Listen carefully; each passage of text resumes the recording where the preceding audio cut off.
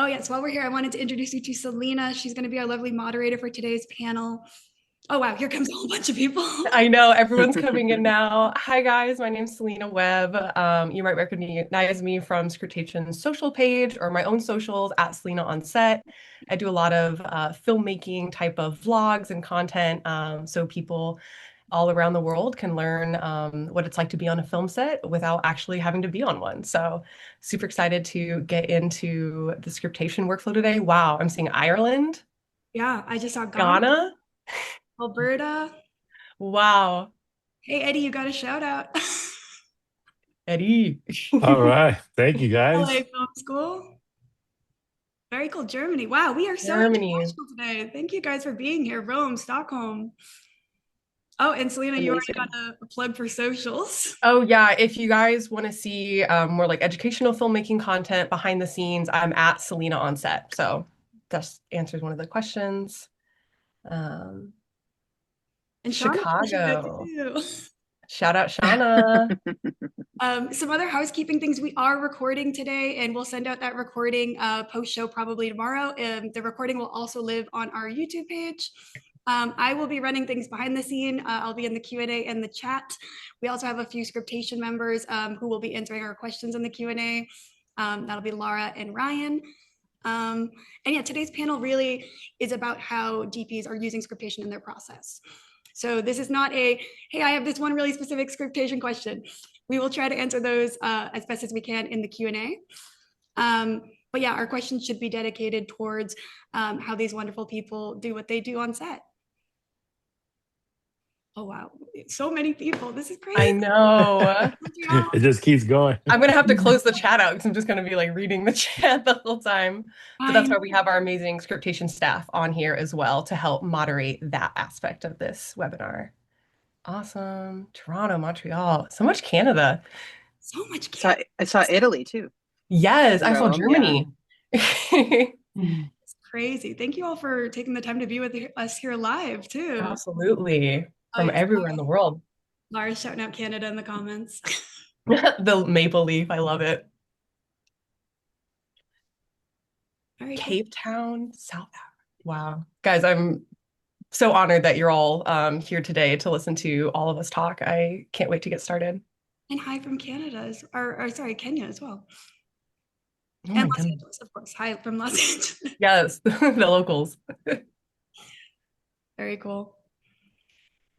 All right. Well, I don't think I have any other housekeeping things if we want to jump in, Selena. Yeah, absolutely. Let's go and get started. Thank you so much to Alex and to the entire Scriptation team for having not only myself on to moderate, but all of our amazing cinematographers that we have here today for you. A little bit of background. Like I said, my name's Selena. I've been living and working in the film industry in Los Angeles for the last, wow, a little over 7 years, which is crazy for me to say. Definitely still at the beginning of my career, and I currently work as a B camera operator and as a cinematographer. However, my last 7 years have not totally just been operating in cinematography. I have had several years of coming up into this craft. So I've worked as both a camera assistant in the camera department and also as a Best Boy Electric set electrician in the electrics department. And something that has been completely invaluable for me as I'm coming up as a cinematographer and constantly learning new things is that on-set experience where I get to get basically like a shadowing, like mentoring experience from my head of department. So whether that be the gaffer or the cinematographer, it's amazing to see the confidence that these HODs have when they are on set in the decision making that they do. And in talking with all of these people that I've gotten the chance to work with, you usually find out that the reason they're so confident and can make a decision on a dime and be so prepared is because of the pre-production work that they do. And so that's why I'm so excited to be a part of this webinar where we are going to dive in how these different cinematographers not only create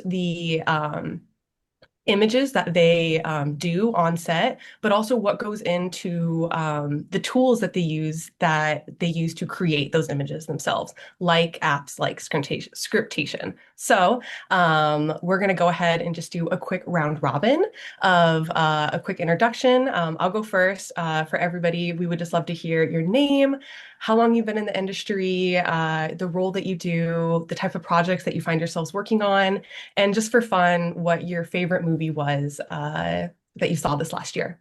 So yeah, I'll go first. Might be a little repetitive, but my name's Selena Webb. I am currently based in Los Angeles, California. I've been working in the industry for 7 years. I'm currently a B camera operator and a cinematographer.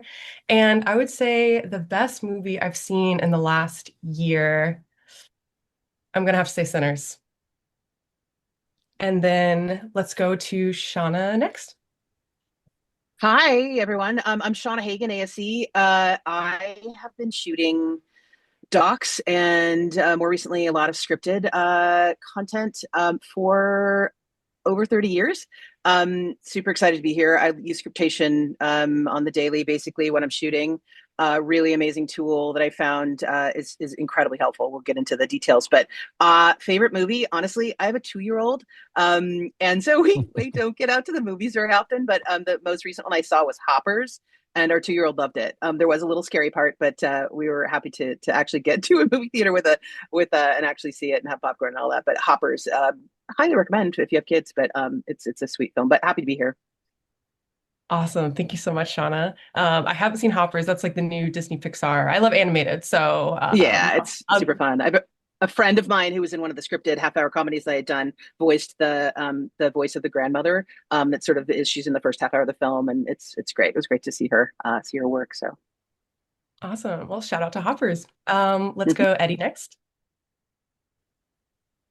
Hi, I'm Eddie Cordero. I'm a DP on currently, I just finished a TV show called All American. I've been in the business for 38 years, started as an electrician to best boy to gaffer. I've been shooting the last over 5 years as a DP. And I just love what I do. And I love what Scriptation does for us in this preparation part of work. It seems like the hardest part of it is the beginning, and then the easy part's the shooting. But I look forward to talking to everyone. Thank you. That's great to hear that you also didn't immediately start off as a cinematographer. You came up through the ranks and the electric side. So that's great to get that background from you. Thanks, Eddie. Let's go Natalie next. Hey everybody, I'm Natalie Kingston. I am a cinematographer. I live in Los Angeles. Been working in the industry, I guess around 17, 18 years now. Um, I shoot feature films, TV series, commercials, music videos from time to time. It's a little bit of everything. I love long form a lot. And I guess a movie that I saw recently. I haven't seen like everything, all of the Oscar films and everything because I just had a baby, so it's been really hard to watch movies. No shame. We all have different But crazy lives. a film that and I have to watch films in increments. It's a film that I recently started. It's so good, and I can't wait to finish. It's a documentary. Was it The Perfect Neighbor? It's so good. so good. What streaming is that on? I forgot. Oh, Netflix. it's okay. It's okay. I was Yeah. just curious. Yeah. All right. Oscar nominated. Yeah, Yes. really good. Yes. Really good. Yeah. What else can I say? I'm originally from South Louisiana. I lived in New Orleans for a long time, before moving to LA. I love prep so much, and I'm always like after each film, after each, especially like long form project, I always do like a reflection and a brain dump and just like ask myself, how can I make my process better? How can I make my prep process better? And I'm always like fine tuning it. And I love talking to other DPs about their prep processes. But as I've been using Scriptation, maybe for like 5 years or so. And I think I've found what works. I use a combination of apps, but I love being as prepared as as possible so I can feel the most confident to throw everything out the window on the day. So yeah, excited to learn from you all and share. Thank you. Yeah, thanks, Natalie. Yeah, that definitely the confidence on set, kind of what I was talking about before of like, yes, all of this pre-production work that you guys do is so invaluable so that you can just hit the ground running on the day and just be able to make those decisions like we do. Thank you for your insight. Let's go, Matthew. Cool. Hey guys. My name is Matthew Canada. I am a DP based in New York City. I guess I've been a DP for over 15 years now, and I shoot mostly narrative and some commercial stuff.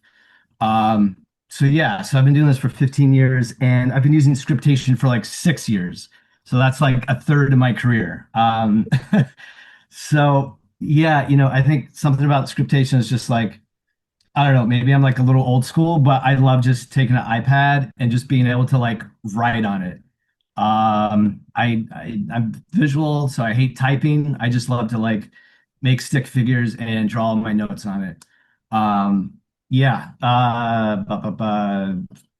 Best movie. So I don't know if this is the best movie, but a film that really stuck out to me was Eddington, which I saw recently. So yeah.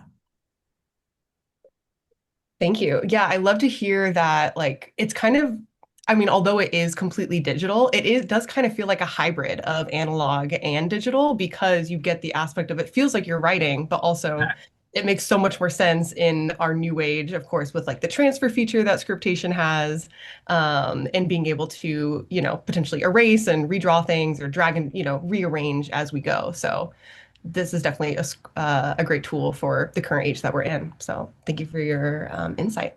And then Keith, let's hear from you. Hi, so I'm Keith Jeffries. I've been working in the industry for over 30 years. I work as a DP at the moment, and I am based in Los Angeles. And my favorite film of the year was Frankenstein, which I've seen more than once because it's awesome and the lighting is beautiful and everything about it is fantastic. So that's my choice for that. I've been using Scriptation probably about the same time you guys, most of what I've heard, around 5 years. And the way I use it changes every project because I find something else, or I'll start going, oh, well, I can type my notes in. I don't have to scribble them across the top, or I'll scribble them all over it, or I'll dump photos in, or I'll put it, I'll use it in different ways on different projects. And I'm always experimenting with it and trying out new things. But it's great having that preparation. I think, as Natalie said, when you get on set, if you're prepared, then you can deal with anything that comes at you. You can throw the whole plan out of the window, but you've got a plan.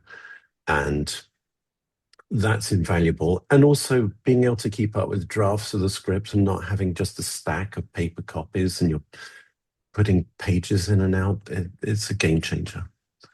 Thank you. Yeah, thank you, Keith. Yeah, and that's what I hope everybody here also gets to, he said every single project that he does, he finds a new feature or learns a new way to do something on the app. So I'm hoping that both the audience members and all the panelists here get to learn something new from the way that we all use and utilize this application. All right, I think that was everybody. For the next portion of this webinar, what we're going to do is we're also going to do a round robin thing, but each of us are going to share just a little bit of a window into a project that we have used Scriptation on. We'll do a screen share. We'll kind of walk you through our process. Now, just a disclaimer, this isn't a total in-depth tutorial, so super small questions or like, oh, how does exactly this happen or this and this. We're not going to get too into the weeds today, but we are going to do broad strokes and just do basic. This is how we all interact and use the app. So I will go ahead and get us started. I also realized that I made the rules of the introduction and I don't think I followed them. The type of work that I do is I'm usually in the documentary space. And then I also do a little bit with like marketing promo work and a lot of narrative short films. And I would say narrative and documentary is definitely my favorite realm to be in. And I hope to do more projects like that. So on that note, an upcoming project that I have is called Dark Circles, and it's going to be a vertical narrative series, and it's going to be a rom-com. So it's something that's going to be shooting this summer that I'm super excited about. And so I am just now getting into the pre-production process for this narrative series. So I'm going to go ahead and attempt to share my screen here. One moment. 2 seconds here. While that's coming up, I will say that, yeah, so this is an example of a project that actually I have not shot yet. So my pre-production here might not be as in-depth as some of the ones that we are going to see here very shortly. But yeah, so here is just a quick 1 page of my script. Something that I love to do with Scriptation is whenever I import my script into the application, I always go up to that edit tab and I will add an extra blank page next to all of my individual script pages, so that I not only am just looking at like one individual page, it feels like I have like a studio binder open in front of me where I don't have to make sure everything, like back in the day, you have to like write everything in the sidelines and everything. I can just really expand my workspace. So that's one thing that I love to do, is just adding that extra page. And also, no matter what your notebook style is, they have all, if you want a ruled page, if you want the little dots page or a blank page, I love the blank. So that's how I usually set up my projects. You definitely can draw in Scriptation. I mean, you can see I definitely have some kind of like chicken scratchy kind of handwriting here. However, I don't consider myself a good artist, at least when it comes to drawing. Obviously, filmmaking is an art, but I just really cannot draw. So I usually will use programs like ShotDeck, and I will download just frame references so that I can quickly communicate to my camera team, my lighting team, and even to my director when we're collaborating on what the different shots are going to be. So I love the fact that we can put in images on there. And then also, when I go through my script initially, I love just very simple like highlighting. So I don't have to obviously reread our scripts ahead of time, but on the day when I'm like, okay, we're going to do this page, I open it up and I've got that highlight at the top for interior apartment bedroom, morning Los Angeles. I just highlight that yellow because I know this is going to be a day interior. And so I don't even have to read that text. I know from my processes of working with the app that if it's yellow highlight, that means we're going to light it as a day interior. So those are just quick little like color coding things that I do. Obviously, if it was a night interior, it would be blue, things like that. And another thing that I really like about Scriptation is the stamp feature. So for this project specifically, there's our main character, Roya, and then we have our second main character, which is Inner Roya, which if you've seen something like Fleabag, like a fourth wall break, or even a la like Lizzie McGuire, like the cutaway to the little cartoon inner sassy version of herself. There is kind of this like inner dialogue that's going on with this character. So, but it's going to be a visual piece. So I know that every time Inner Roya shows up in that script, I have to plan for an extra shot setup. So I went ahead and just customized my own stamp.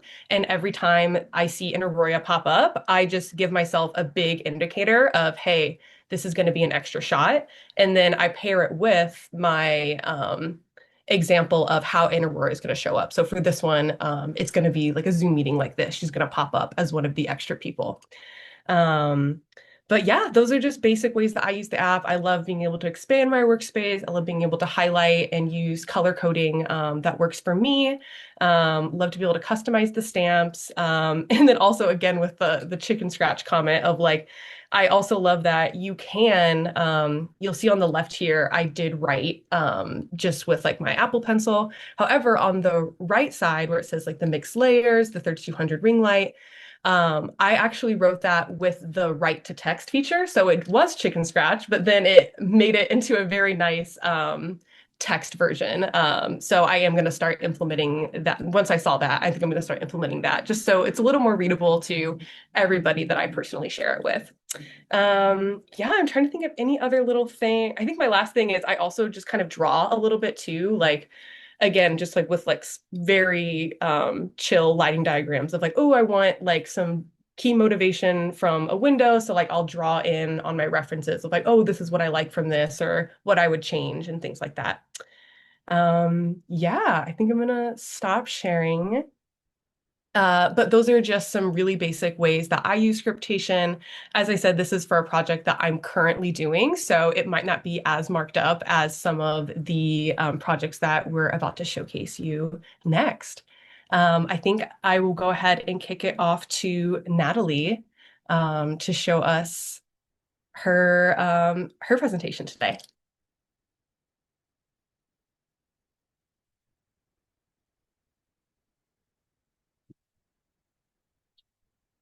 Awesome. And then just make sure you unmute yourself as well. Okay. Yeah. Okay.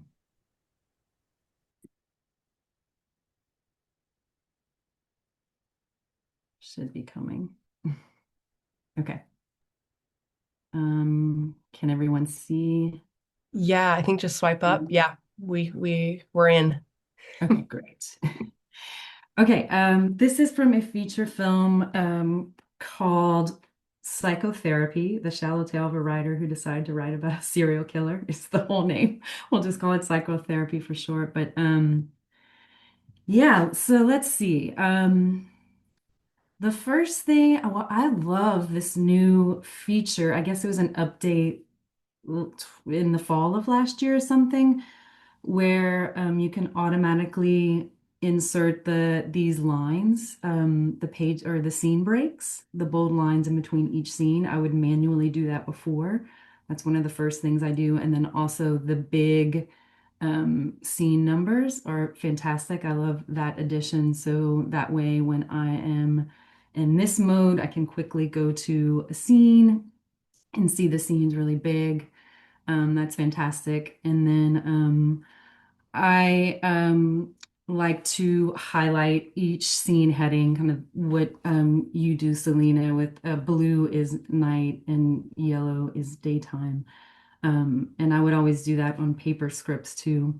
Yeah, it just makes sense. Yeah, it makes complete sense, and you can see it, from a glance. And it's just nice to kind of see like night versus day. So that's one of the first things I do. Oh, also, I love the new feature of the eighth page notations for each scene. So I can just quickly see, how long a scene is, how many pages it is. So that's great. So I kind of like to just set up my script that way. And a lot of these things, I mean, I wasn't doing the eighth pages, but a lot of these things I was doing on paper scripts. My process with paper would be, the script would be put in its own binder for that particular project. And then I just found these in my desk as we were talking. I would have a little moleskin notebook that would go with each project. And this would be, I'd mark up, handwrite the script, sticky notes, or just write on the script itself and highlight all of that stuff. And then each project, each film would have a notebook, and that's just kind of like brain dumps, like, scene breakdowns, which I'll get to in a second, how I break down each scene, and, lens test information, just kind of anything, scout notes, meeting notes. This was kind of where all that was. So I have a digital version of that as well, that I do in conjunction to Scriptation. But yeah, so after I get kind of like the structure of the script set up, then I like to do a breakdown, and this is either on my own or ideally with a director, but I love going through the script scene by scene with a director and basically just like dissecting the why of it all, going scene by scene and understanding, the why of each scene and the subtext and what emotions the characters are experiencing and what are we trying to say with each scene. And so I put those notes in a little star, next to each scene number. And, you'll see like objective perspective and, stuff like that. Perspective is a big one. And so those I can, quickly just go to and just kind of see the notes about each scene. And it's really not anything technical. Again, it's really just the meaning of each scene. And then also what I like to do is give each scene sort of a thesis word or short phrase that just kind of, sums up the scene. And I like to put those words next to, each scene on the left. So you can see like scene 8, control. And this kind of continues. This is all like the same sequence. So, it's all about, this is about a husband and wife, and they're kind of examining their relationship. And you see that it's just the wife is trying to control everything, and it's this push-pull.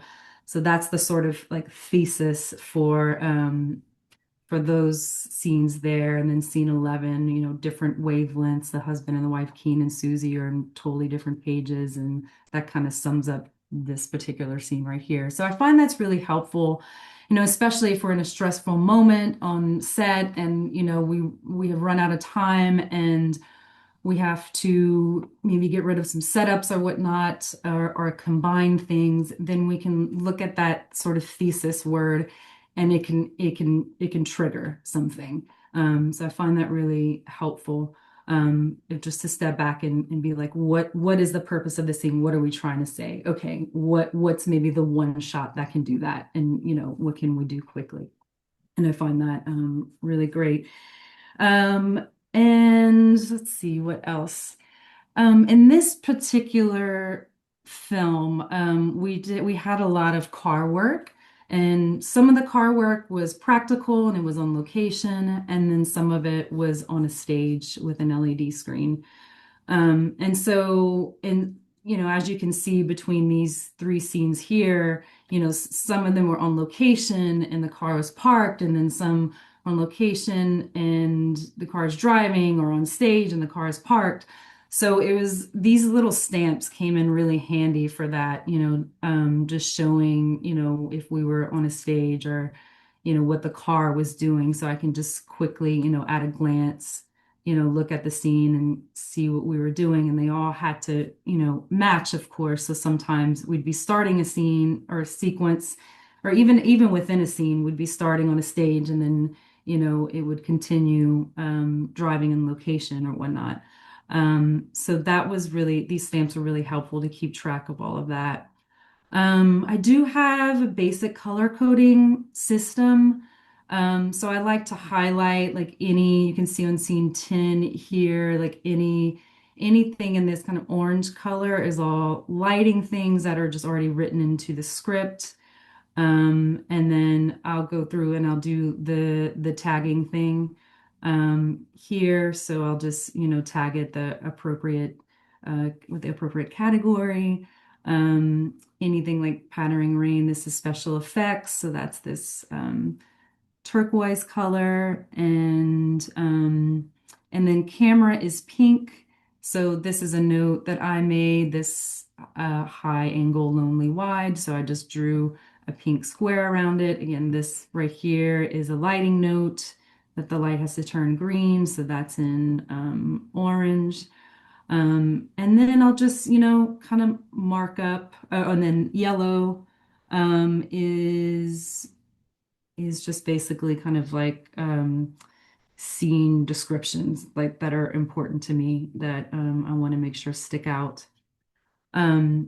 Yeah, and then I'll just make like little notes, from the director, or just do quick diagrams. I don't do all of my diagrams in Scriptation. I use another app for that, and I can show that because I like to use them side by side. But yeah, just kind of, little notes that I want to remember.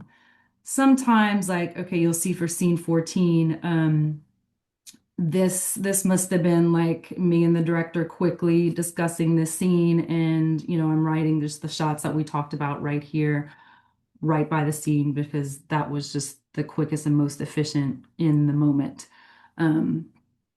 Let's see, little camera note, pan and zoom here. So it's really just like basic stuff like this. Natalie, I'd love Yeah. to just interject real quick. You did mention that you use another app in tandem with Scriptation. If you have that up, I'd love to just see that really briefly. Yeah. Yeah, I think everyone would enjoy that. Okay, let's see if I can do a slide. Yeah, cool. Okay. So Yeah. I use GoodNotes. I also love GoodNotes.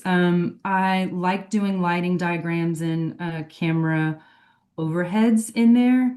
Just I find that I'm quicker doing it in there, and just I think it just goes back to back in the day with paper scripts and notebooks. That's how I would do it. You know, these things I would do my camera overheads and shot lists and diagrams and stuff. And just having them all on the script just doesn't make sense for my brain, I guess, because like, you know, a lighting diagram for a location might, you know, for a house location might be multiple scenes. So my brain, I'm like, well, where do I put that in the script? So it makes sense in a separate notebook, if you will. And then I just find that I like to turn my iPad sideways and draw on it and have a bigger space for overheads and diagrams. So GoodNotes works well for that. But basically, excuse me, I create a digital notebook for each project. So this was for Shallow Tale or psychotherapy, whatever. And okay, so okay, is it not? It's not showing side by side. It was doing it until you opened that Until I open. that Okay, but that's folder. okay. But But just get the yeah, idea of like you I keep them have the side by side. iPad Pro, whatever, and it works well like side by side. You know, having Scriptation up on the left and then my notebook up on the right. Yeah. So here is GoodNotes. Okay, so it's not. I think I have to close Scriptation for a second. So it'll. Okay.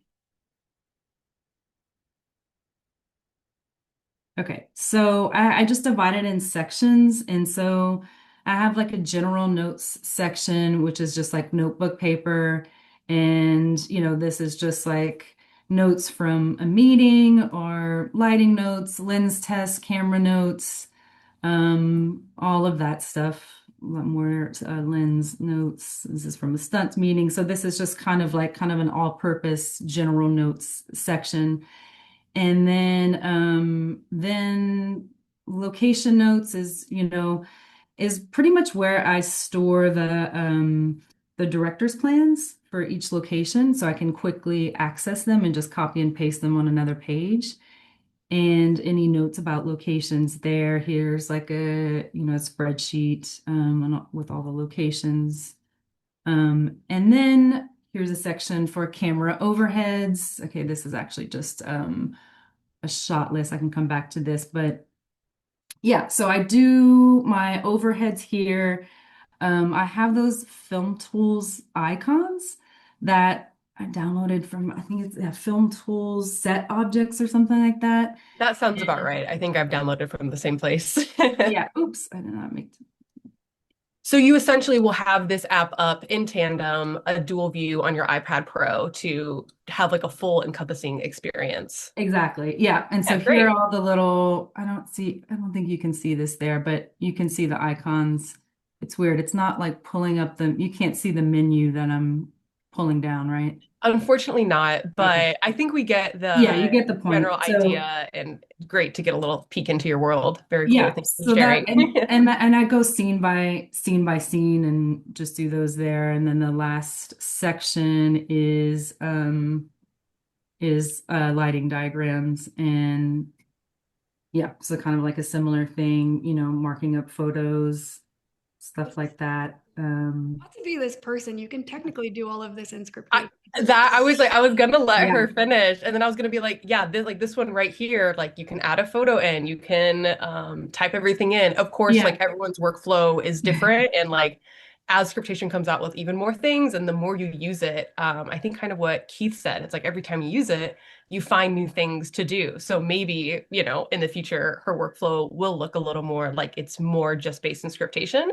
But whatever works for everyone individually, you know, everyone's got their own process. Yeah, I think my brain is like, okay, where I just got to figure out how to like, where would I put it in the script? But I think it's just my brain separates them. But when we spoke, you said, you know, this is your Moleskine notebook, but digitally. exactly. Yeah. Exactly. Yeah. Yeah. But I have Yeah. I work here, so I have to say you can technically do all of this in script. Yeah, I was like, I Yeah. definitely want to interject and say, like, you definitely can for everybody watching. If especially if you're just now starting to build your processes, you could get used to doing this in scriptation. And again, with the whole, oh, where does it go? Like, brain is so full, page is so full. You can kind of do what I mentioned during my presentation of you can add in extra pages to your script, and then that's where you can have this kind of information. So just a tip of something that you can try. Yeah. And Everybody, not just Natalie. quickly flag at the beginning of Natalie's presentation, you mentioned the automatic scene dividers and scene numbers and eighth page counts. That's called info layers. I did drop a link. I can drop another link. But yeah, that is something new that we just came up because we saw you manually doing it. And we're like, well, we could make this a little bit faster for you. Yeah, that is awesome. Yeah, because that would take, again, like the more time that we can save, the better in prep. And when I saw that, it was so exciting. Oh, the other fantastic addition that I use is the shot lister thing. So I don't have an example, let's see, right now. But basically, I love how you can use the shot lister communicates with scriptation. And so you can input your script into shot lister and it will automatically create all of the scene headings, right? And so you don't have to, whereas before you would manually have to put in all of that. So that just saves so much time.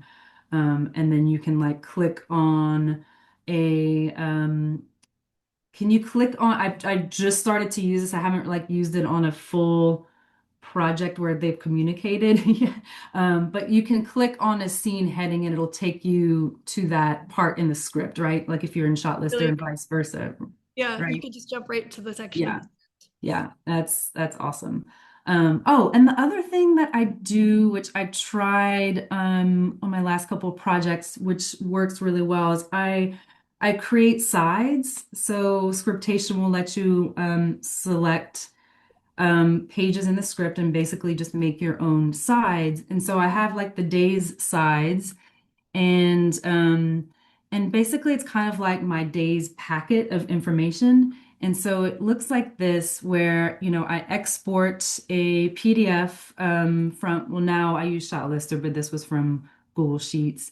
So this is the shot list for that day, and then the camera overheads for that day, and then the scene pages for that day is all in just kind of this like little mini packet. And I have that on, I use two iPads, a bigger iPad Pro and then a small iPad Mini. And I find this iPad Mini is just great for on set. And so just because it's small and it's easy, and I can pull up my little sides with all of my information for that day. And I think that is everything, basically, more or less. Yeah, having everything in those, I mean, obviously the amount of work that cinematographer's done, as everyone could see in this chat, as she was going through the lighting diagrams, the shot list, everything, there's so much in our brains that being able to have this side feature of just exporting like the bite-sized pieces of what you need in the moment is super valuable. That's a great add-on, Natalie. Yeah. Cool. Okay, I'll stop. I think my only follow-up question, I think you might have touched on it a little bit, but just the whole idea of like you used to just use them like a Moleskine notebook, and then now you're switching over to digital. Do you feel like digital has like completely like you don't buy new Moleskines anymore, or do you still find yourself still doing hybrid? No, yeah, and it was it was hard to sort of like quit cold turkey, quit analog, just because especially like when you're so used to that analog process to all of a sudden have convert to everything digital. So it was a slow process. Yes, but I'm 100% digital. I mean, I still do have like a general notebook look in life because I do enjoy just writing with a pen on paper. And sometimes that just helps me get my thoughts out. Yes, I do that on the iPad as well, but sometimes I just need something that's not digital, that's not a screen, that doesn't light up. And so I'll have that, but not each project doesn't get a hard notebook anymore. Everything is digital. And Yeah. it really is faster. And, I just don't see, like, in this day and age, how you're always getting new versions of scripts, like how you could keep up without something like Scriptation, you know. Yeah. So it truly is a game changer. Amazing. Thank you for your thoughts. I know, I think for me too, it felt like a little bit like almost like sacrilegious. And I'm like, oh, like I used to have like Yeah. all these like paper things and like, like you said, like the ritual of like pen to paper and like feeling that. And I feel like I'm very much the same way of like, I definitely still have like a morning journal and like I will Yeah. take notes and stuff in my life, but Yeah. with how much you have to hold as a cinematographer, it's like we have to use these digital tools to help us in our craft. So it's cool And to to see how be, yeah, go ahead. I was just gonna say, and to be efficient, it's just Yeah. I find that like prep time is just kind of less and less as budgets are getting cut, and you just have to be as fast as possible. And a lot of times you're location scouting the majority of your time as a DP on a film like during prep. And so, the more efficient all of this prep stuff can be, the better. Then you can actually do the work. And I try not to get, caught up in the process of it all and have the process just be kind of almost involuntary, and just really focus on getting the work done and thinking of ideas and Yeah. And crafting visual language and that yeah, fun stuff. yeah. And these digital tools help you be able to do that and like stay in Exactly. that creative space. Exactly. Amazing. It's Thank you very so free. much. Yeah, thank you. Thank you, Natalie. Okay, next we're going to go to Matthew. All right. Cool. Let me share my screen here.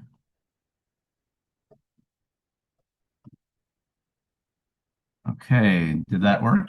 Yeah, we've got it up. Amazing. Okay. Yeah, so I was wondering what would be beneficial to people going into this. And so I'm going to do a typical start to finish, quickly of the process of getting a script all the way to shooting it, but how scriptation plays a role in that. Um, and this is going to be quick, but okay. So step one, you get the script from the director. Step two, you read the script, and this is what I mentioned before, where I love taking notes in the script, whether it's emotional arcs or ideas or shot ideas, all that kind of stuff. So I take my iPad, write all my notes in the script. Um, then the problem is 2 weeks later, the director sends you an updated script.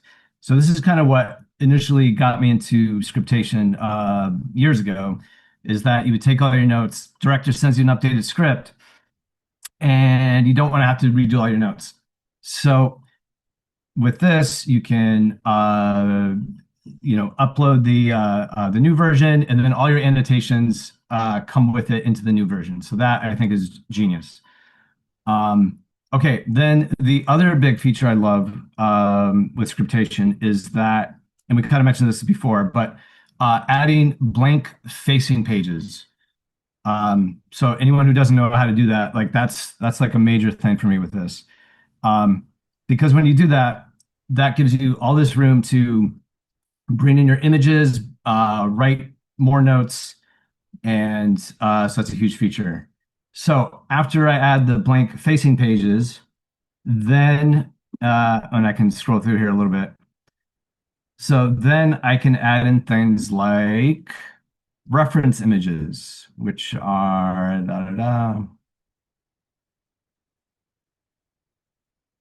Okay. So then, we're all familiar with what's it called? Shot. What the hell is it called? Shot deck. Yes, thank you. So then I bring in all the reference images, and they're right here in the scriptation doc. So because of the blank facing pages, I'm able to do this in like 2 seconds. Super easy. Then you want to bring in location pics. And, here's some like very rough location pics. Then you also want to bring in your lighting overheads. And I'll jump to that. Okay, There's a simple lighting overhead, but as you can see, it's brought in quickly, easily. It's right there. Side note, this was done with an overhead app called Scenario. So then you bring in your overheads. Then the other thing is, this is what you guys have done recently, which I absolutely love, is, and Natalie talked about this, is integrating with Shot Lister. So in Scriptation, I sync the doc to Shot Lister. And then what's amazing about that is that it brings in all the scene slug lines, where before maybe I would use like Google Docs or whatever, and it would take forever to like manually type everything in. So with Shot Lister, it's just boom, boom, boom, automatic. So now we have the shot list synced to the script, and now I can work with the director in Shot Lister to design the shot list. Yeah, so that's one of my favorite features there. Okay, so then you have kind of two options in Shot Lister. You can keep like linking to the shot in Scriptation from Shot Lister. I haven't gotten into that too much, but what I actually like to do is go into Shot Lister and export a PDF of the shot list. And when you do that, you can then add that PDF into Scriptation. So I'll show you right here. So this is a beautiful PDF exported from Shot Lister, and then it's super clean. It's all synced up, brought in right here. And because it's in Shot Lister, on the day, you know, you can scribble out shots or you can add in new ones real quick on an iPad. So, Matthew, I have a question. Yeah. So for each, you do this for each day's shot list, right? Do you just put it at the beginning of your whole script or the end? Yeah. So this happens to be a short film, so it's not as crazy. But like on a feature, you can bring it into the beginning of your script. But I didn't even think of this, but another feature in Scriptation is you can add bookmarks. Mm-hmm. I don't know if anyone uses that, but so that way I can be like, oh, cool, I'm jumping to scene 90, and then I have a bookmark to jump back to the shot list. Mm-hmm. Oh, nice. Yeah, but let me see if I can. But to answer your question, like usually I just put the shot list all in one section, like in the beginning. Mm-hmm. You could put it per scene, but I don't know. You could do it either way. That'd be crazy. Yeah. So where are the script pages? Where in your thumbnails? Where are your script pages? Are they down at the bottom then? Or this is a separate document? No. This is all. Yeah, it's all there. Yeah, got it. It's all there. And I love the giant scene numbers. So in this view, you can see them. I love the what do you call it? The scene dividers. Like Natalie, I also used to just draw that in, and it was super annoying. But now it does it automatically. Yeah, so that's Shot Lister. Oh, then so just kind of going again. This is just the process, like A to Z, really. The next step would be, the beauty of this is that it's a giant PDF. So then I can share it with the department heads. You know, like Gaffer, Key Grip, they don't want to like go to 5 different apps to figure out where your mind is at. So like I can just send them this, they'll go through it and they get the idea. So department heads. I barely want to even go through 5 different to figure out where my mind is at. Yeah. Yeah, and you know, it's like, this isn't the only app. So like there's Shot Lister, Shot Deck we already mentioned.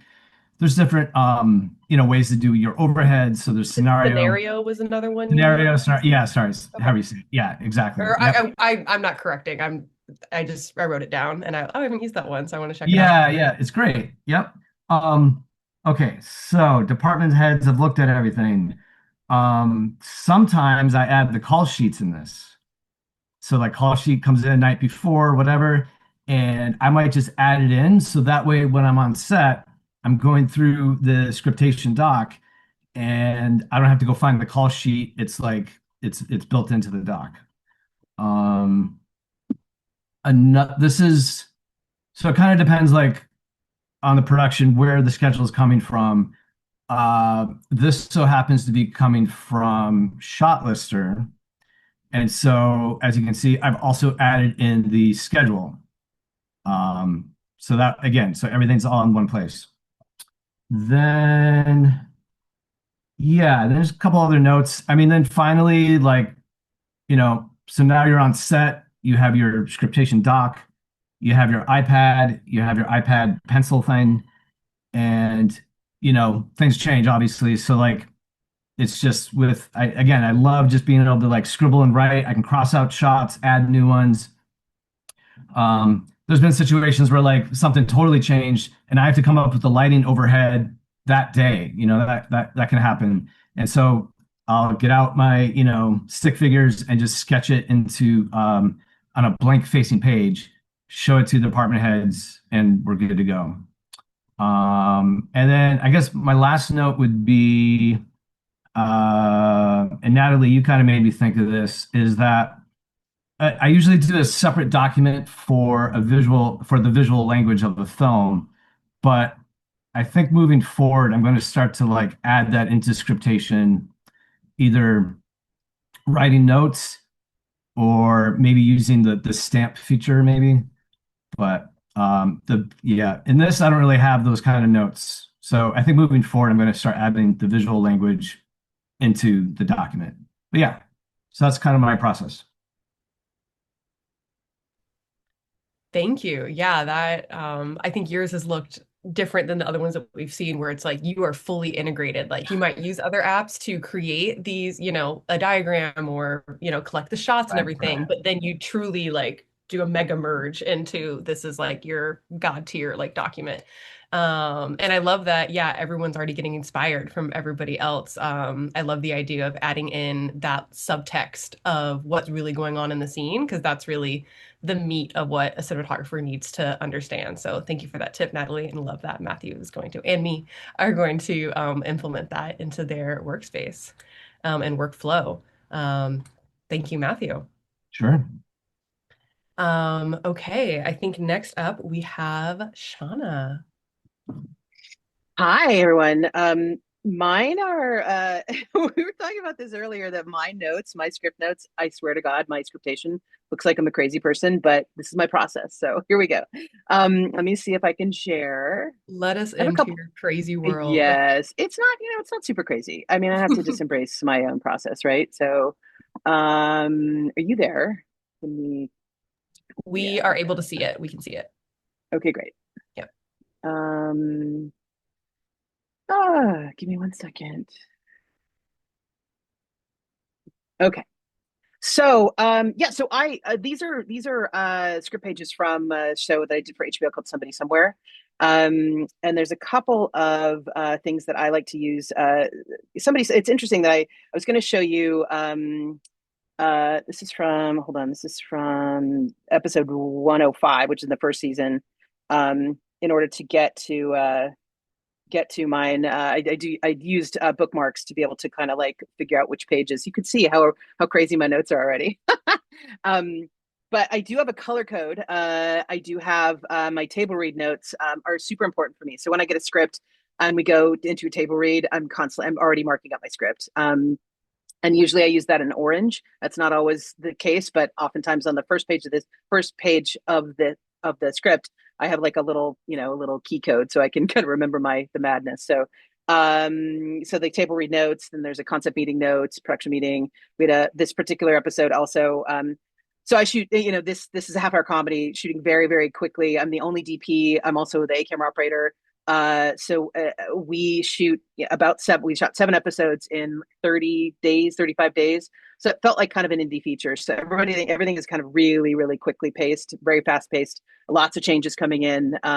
So a lot of my stuff is basically, you'll see there's stream of consciousness notes, but also like some big picture notes about character arcs and visual arcs that we draw back or we call back to. But every episode I also would give like a little bit of a lot of times in prep, we're prepping almost the entire season because again, I'm the only DP. We have like a 6-week prep. where we're prepping almost every episode. Sometimes we don't even have the scripts for the final episodes, but so each episode I try to call, and not only it's called the tornado, but I just try to have a little bit of a heads up about what the episode is, because if we're talking about an arc of 7 episodes, you just have to remember which episode's which. So we also block shoot, so and also shoot out certain episodes. So crossboarding we do a lot of that. So we're shooting multiple episodes at a single location in a day. We might shoot scenes from 5 different episodes. So there's a lot going on, a lot of back and forth, a lot of organization. Yeah. So it's a little crazy, but that's the way it had to work for budget reasons, logistics, actor availabilities, et cetera. So but in any case, going into Tornado, I just wanted to go to a couple pages. The other thing I also want to talk about is I like 4 different devices that I use Scriptation on. I have my phone, my laptop, and 2 iPads. Like Natalie, I have a big iPad, the iPad Pro, that I use oftentimes if I'm doing if I'm shooting and I need a color session. I love my iPad Pro. Not that this is an Apple commercial, but I love having the bigger iPad Pro because I can actually do remote color sessions. But I also love having Scriptation, a larger device to have both pages on at the same time. The reverse pages on or 2 pages on Scriptation when you're in horizontal mode. But also I have the small iPad that I use on set that I try to use on set. Oftentimes as an operator, I'm not often referencing it. And so oftentimes my process, I'll talk a little bit about the Dropbox thing that I do to sync all those. But the iPad itself, or my process on set is I love a physical set of sides. As an operator, I don't want to carry around a big iPad. Oftentimes it's, sitting at the DOT's table or whatever, or in my bag, and I don't often reference it, but I do every morning. I go to set. I'm usually the first one there. The AD and I were like often trying to race to get to the first to set, but I'm usually there about half hour, 45 minutes early. Nobody else is there except the AD. And I just literally sit there and compare my notes. It's a little bit laborious, but I think it's a great way for me I love, like what other people are saying is like pen to paper. It's like physical. That's my physical medium, is my sides that I get from production. And oftentimes our director, our AD on this show would print the shot list that we've created onto the back of the sides. And so then I would transpose my notes, the key notes that I have, like the character arcs or whatever notes that I might have for that day, onto those sides. And that way it's sort of a reigniting of, okay, this is what we're doing, a little bit of a way for me to focus. Anyway, that's my process. So the physical sides then become my kind of like physical version of my Scriptation. But so my Scriptation itself is literally just certainly incredible for prepping. I think Matthew was talking about, the importing of new scripts. We're constantly getting script changes. I mean, in the half our comedy episodic world, there's changes. Maybe once or twice a week, if that, maybe sometimes every day. And to be able to have the Scriptation just basically embrace the changes, transpose your notes. And also I really use, so I'm going back to, if I go back to my archive, these are all my scripts, but I also have, I keep a copy of my old scripts. And so if for some reason I have, I don't know if everybody else does this, but I never want to, burn a script. So I always have just even everything back to, so I can reference something. I'm also keen on the script compare files, which I really use often. Again, in my half hour comedy world, there's changes, there's nuance changes. I'm trying to see 105. Like it talks about the changes that happen in the script, which is incredibly helpful. Sometimes if you get it late night, you're like, what did change? You don't want to like sit there and page to page, but it does give you a summary of what was changed, which is really, really awesome and very helpful. So I use those a lot. I use the script compare folders of files a lot, and I do save them to a specific area. So sides, I don't use sides. I'm very inspired by Natalie and Matthew's use of the sides function. And also the large numbers. I'm learning a lot from you guys about how you've prepped. So I'm totally going to use some of these tips. But anyway, and also like again, Dropbox. I use Dropbox. I don't know what everybody else has used for syncing, but I'm very mindful of making notes on a single device. And also if that device is out on set and we don't have a Wi-Fi, we don't have a hotspot or something, I'm very mindful about, I've taken notes on my iPad, my mini, let me wait until I get home to start opening up the other devices. That way, once you get to Wi-Fi, it uploads the file. You want to make sure everything's uploaded, and then you can open up that particular script on other devices. And that sort of has prevented me from getting conflicted versions. It's just being more about best practices for that, because I always get conflicted versions. Are you supposed to, like, if you're making notes on one device, go to Wi-Fi, make sure it's uploaded? Are you supposed to like X out of those files before you? Yeah, okay. Or completely close the app? I'll Or just just as long Alex? as you talk about that. Yeah, that's don't have two versions of Scriptation open at the same time, because that's when you start getting into those issues where there's a conflicted copy. So yeah, do your work on one device, close out, let it go up to the cloud and think about it, and then you can open on another device. And right. also for cloud syncing, we highly recommend Dropbox for that reason. They're the best at keeping all of those version histories so you don't lose anything. Is Dropbox better than Google Drive for that? Yeah, we always, if we're recommending like you're starting fresh, we recommend Dropbox, but use whatever you're most comfy with. Cool. Thanks, Alex. Yeah. No, it has been a game changer, because honestly, then I can, if I'm out having a drink at the end of the night and my iPads are on the camera truck or something, whatever, and I'm just, not drinking without my iPads, but but if for some reason everything's down or dead or whatever, the battery's dead, and I open it on my phone to discuss something with the director, and if I've made sure all the syncing, then I know, I have my notes that I can reference on my phone, and it's great. So again, like this is a scene where an episode where a tornado, and again, going back to my key, the green on this one is shot lists that the way Jay Duplass, the director on this episode, and I work together. We literally sit and go through the script, and he loves to write notes. I love to write notes. He draws little. He never lets me take a picture of his little drawings, but I have them in, but we literally write down the shot list. So basically the shot list is in green. Again, I feel like opening up drawing back the curtain, I feel honestly like after I looked at these that crazy, but it has a system. So the green note, I do have yellow. I do use yellow for day and blue for night. I have a little bit of this particular light. This green is actually because there's a tornado. So we're trying to determine not only in the color correct, but also on the day and interiors, there was something funky about the light. So, we couldn't really do much about it on location, but that was just a note for me, maybe in the color pass. That we know we needed something a little funky for that. We also talked in our prep about how is very keen on this tornado was progressing quite rapidly, and it also happened. We were tracking 3 different characters in 3 different places, so we wanted to make sure to track the storm. So there's storm levels here. If you look, this storm levels. We talked about what's VFX, what's not. A large conversation about actually they were going to put a VFX tornado in one of our wide shots. We shot it. They never used it. Our show has a very observational, very sort of naturalistic quality to it. And anything sort of manufactured or artificial felt out of place. And so a lot of times we tell the story in the reaction of our characters versus actually seeing a literal tornado. So you feel it, a lot of special effects. We had a lot of hail. Again, so this green is my shot list. I have some notes in orange here. Again, those are probably, let's see, are those from the shot list? I have to go back into my color code. That's the orange or the table read notes. So oftentimes I'm putting table read notes so Sam Patricia becoming closer right here.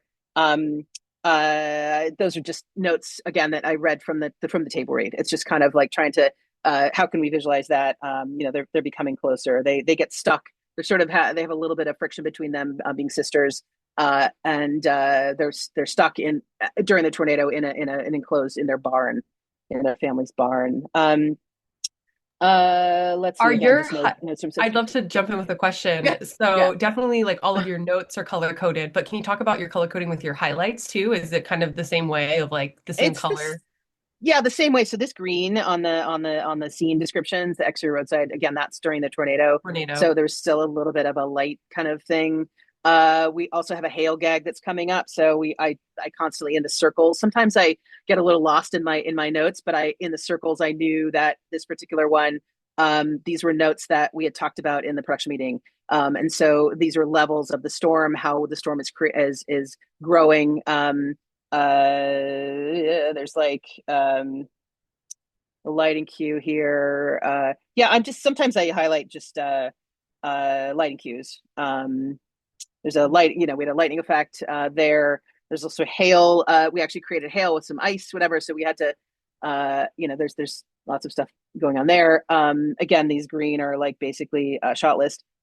What I like also about working with Jay Duplass is that sometimes we have like 4 shots for this, and we ended up playing it in 1 shot, and he loved it so much we just moved on. So we had a little bit of problems with getting the hail to look right, and they loved it and we played it. Our show again is very connected,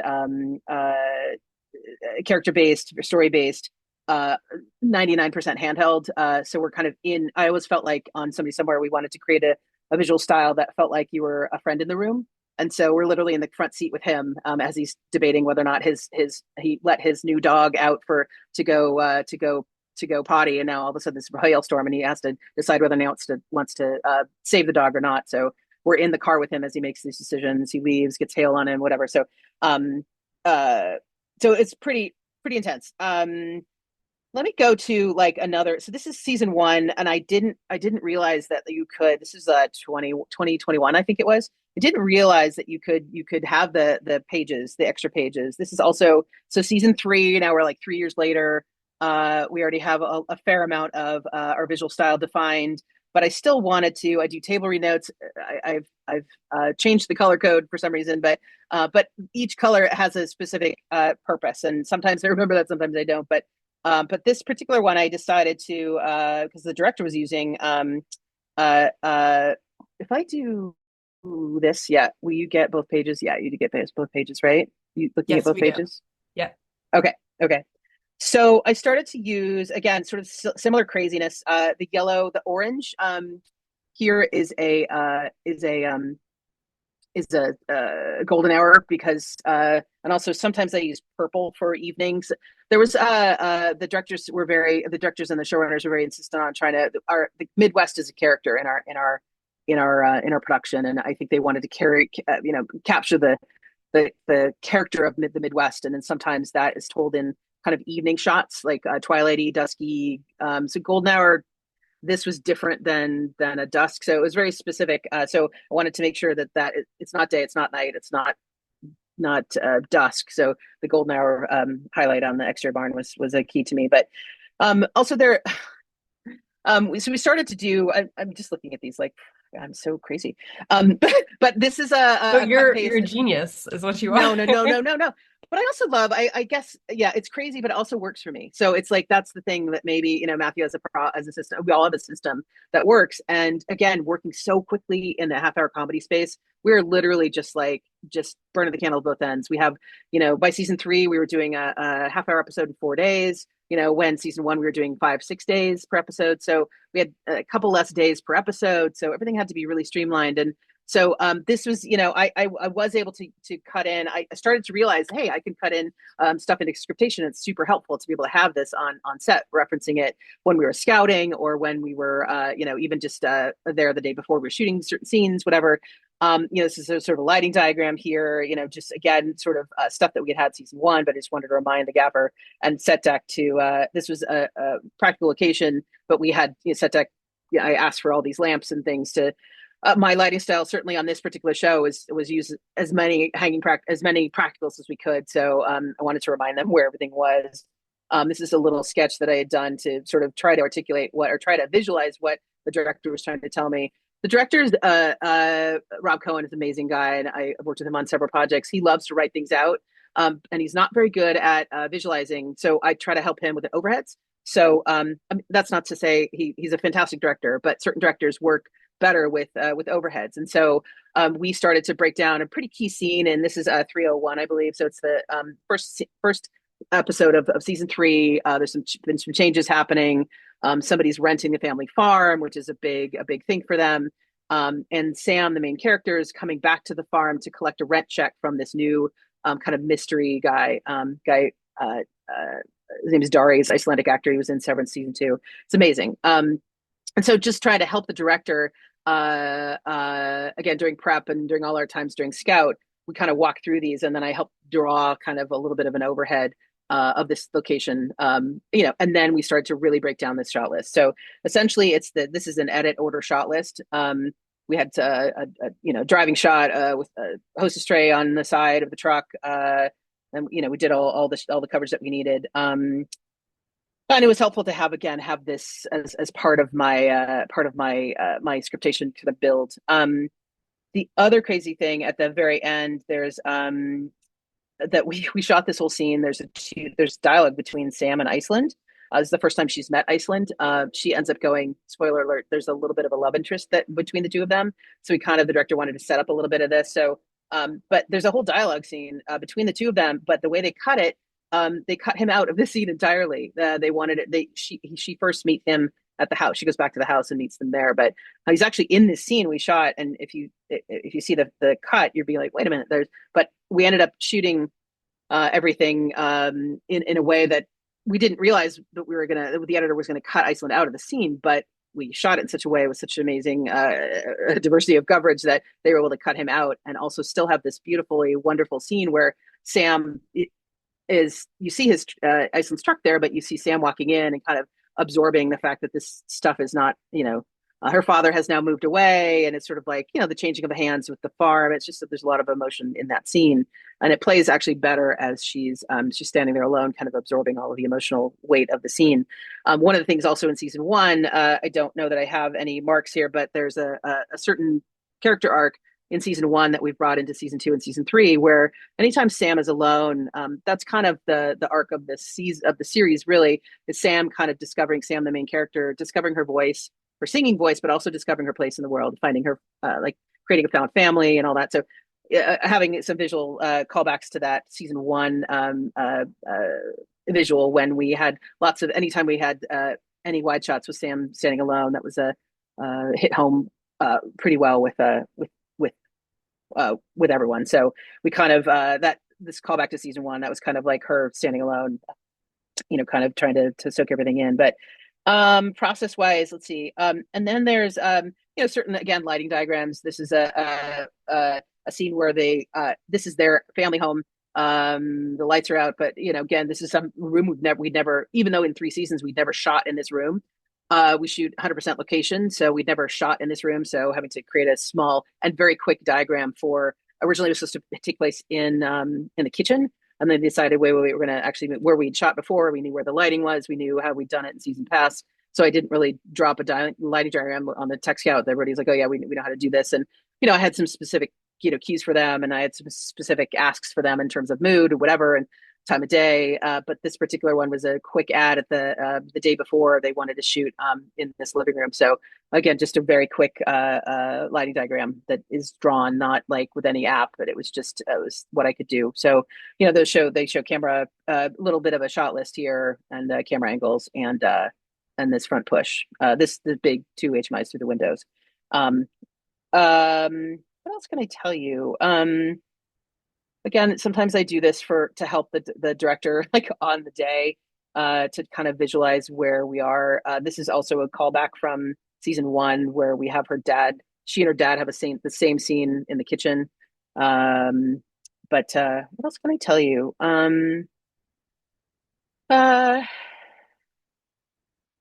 There's another episode too that we this is my purple, this is the evening specifics, even though it cuts from night to evening. Can I tell you guys, these are just go back to episode 3.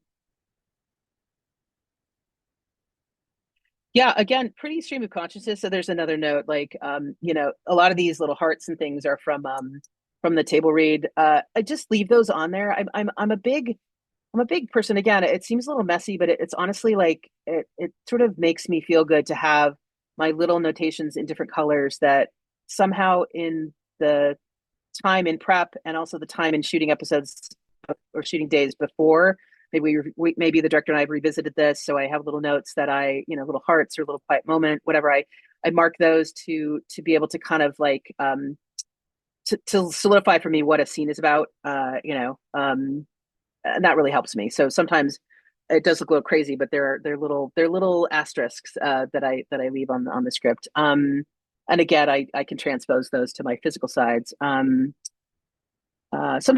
I have oops, I'm on the wrong device. Tried to like skip on my laptop and yeah, these again, Sam Alone. There's Sam Alone. There's a lot. There's a really pretty big emotional episode as well. It's the very end. She's quite sad about not. She was gonna break out of her shell and adopt a dog and really just get out of her funk. And she finds out the dog has been already adopted. So she's devastated. And her friends who have now coupled up and kind of not abandoned her, but she does still feel alone.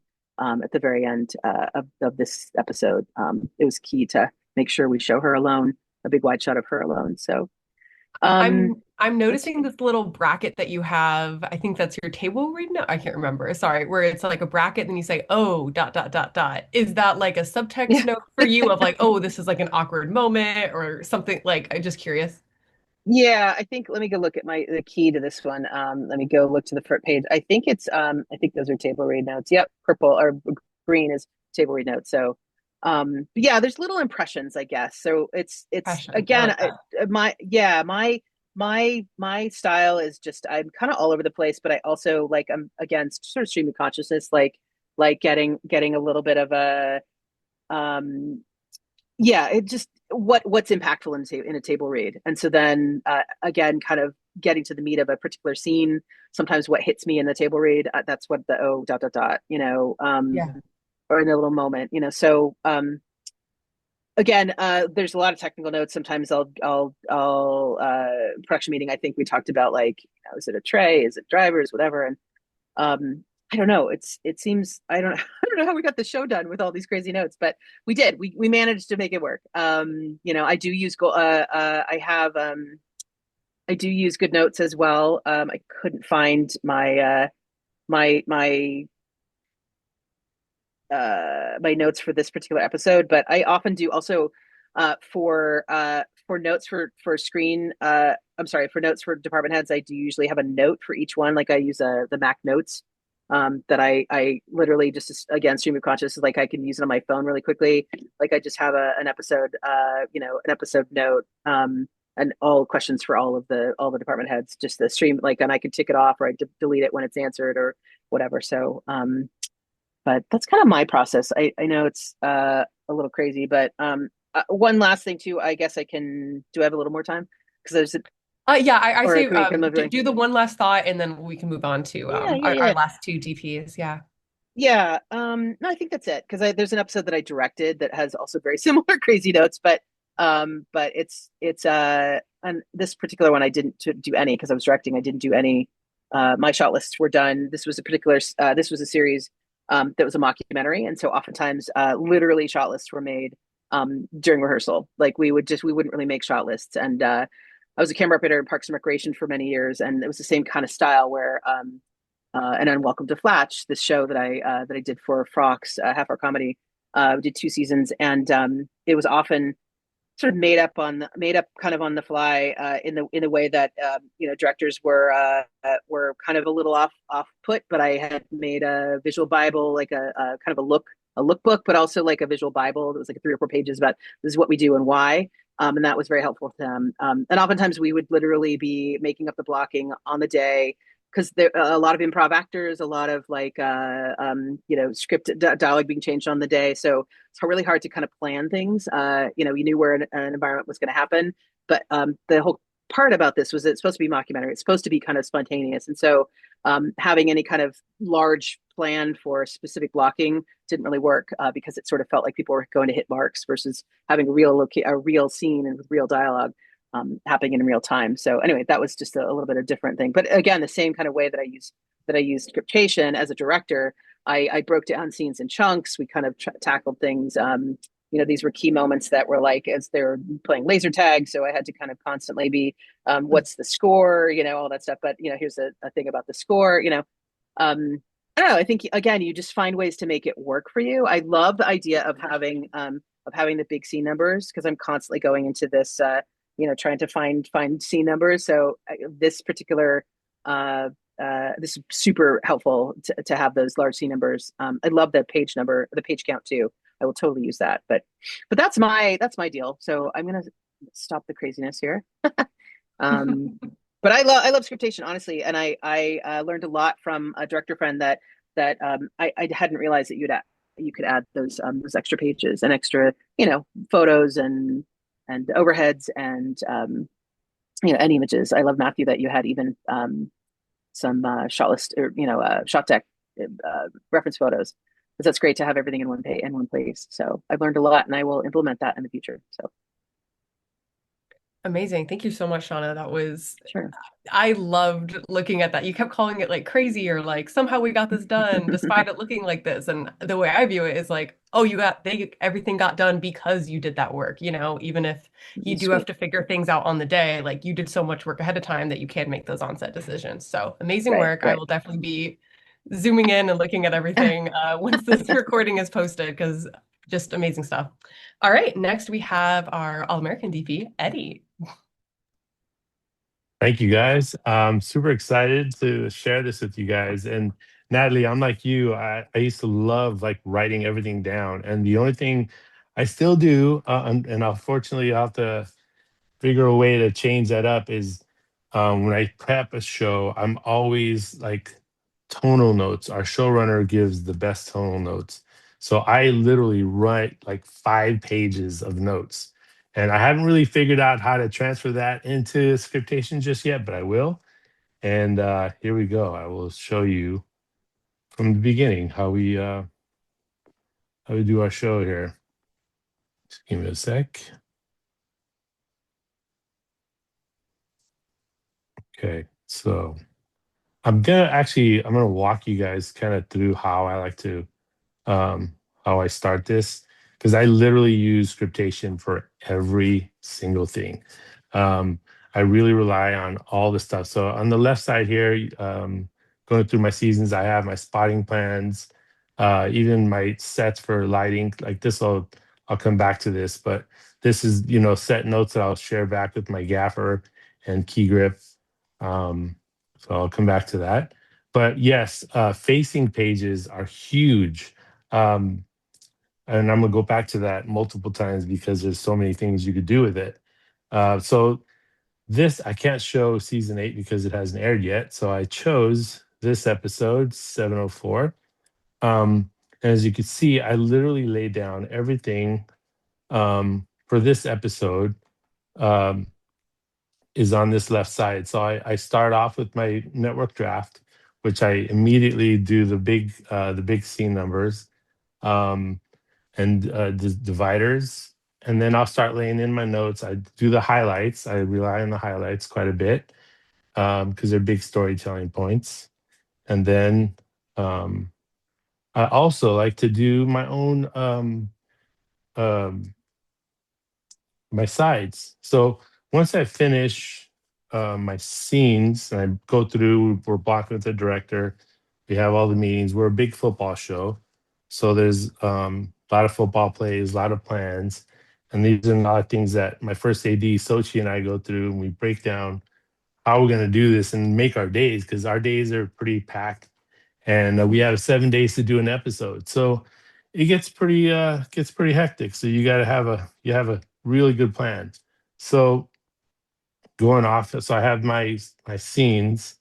I add my my sides, which I use the facing pages. I start inserting a lot of the sets. So that's a big thing that I like to use, and I like to use it in layers. So in the same page, when I'm showing, let's say scene 23 here, I have all my notes for that. I have on the right side the actual set and its notes. Sometimes there's more things, like you say, you're going to scroll through, and then there's a lot of things you don't want to miss out on. So I added layers. So I have sets, camera, grip electric, tonal notes, and then notes on the day. These are the notes that maybe when we're shooting, I'll have, okay, I have an idea. I should probably fix this in post or do that in post. So then on the day, that's the last thing I end up with, is something that I'm going to send to our colorists and stuff. So we'll go to the layers here. So on the same page, I have all these things that I need to worry about. and then but no space to write it in. So what I do is I'll close out those windows, and then I can bring back some other notes that I wrote for that day. These are grip electric notes.